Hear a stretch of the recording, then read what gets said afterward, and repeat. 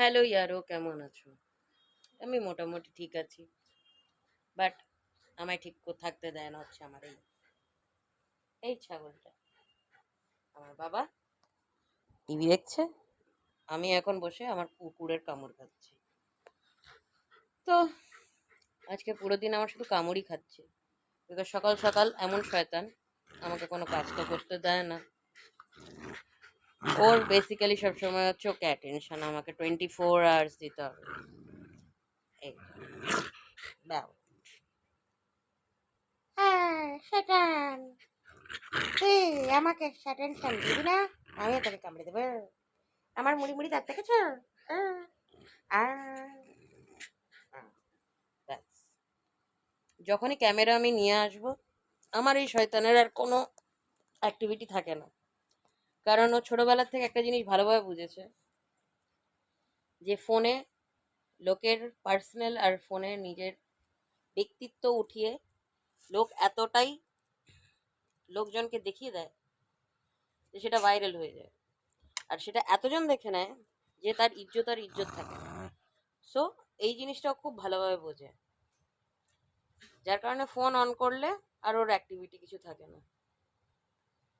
But যতক্ষণ phone off থাকে, ওর activity কি কি থাকে সেটা কোনো একদিন পুরো ভিডিও করে দেখাবো। বাট হ্যাঁ, আমার কাছে আমার মা যাওয়ার পর থেকে আমাকে সত্যি সত্যি হয়তো কথা না বলে, জড়িয়ে না ধরতে পারলেও, আমাকে বোঝাতে না পারলেও, আমার পাশে অনেকটা থেকে আমাকে ভালোবাসা দেওয়ার মতন ওই কাছের মানুষ বোধহয় আমার কুকুরই ছিল, আর ও এখনো আছে। কুকুররা যে কেমন বোঝা খুব মুশকিল। ওরা যে এত বোঝে মানুষের থেকে, এই জিনিসটা না পুষলে বা না রাখলে হয়তো জানতেই পারতাম না। যতক্ষণ সেন্স আসেনি তখন ভাবতাম ছোট্ট একটা ঘরের খেলার মানুষ, বাট যখন আস্তে আস্তে বড় হচ্ছি, ওদেরকে দেখছি, তখন জানতে পারছি শুধু খেলার না, সারা জীবনের ভালোবাসা জড়িয়ে আগলে ধরার মতন ক্ষমতা একমাত্র ওরা ছাড়া আর কেউ রাখে না। আজকে তো আপাতত এইটুকুই, বেশি কিছু নেই। খুব লেজি লেজি ওয়েদার, এত বৃষ্টি, কি করে মানুষ থাকবে?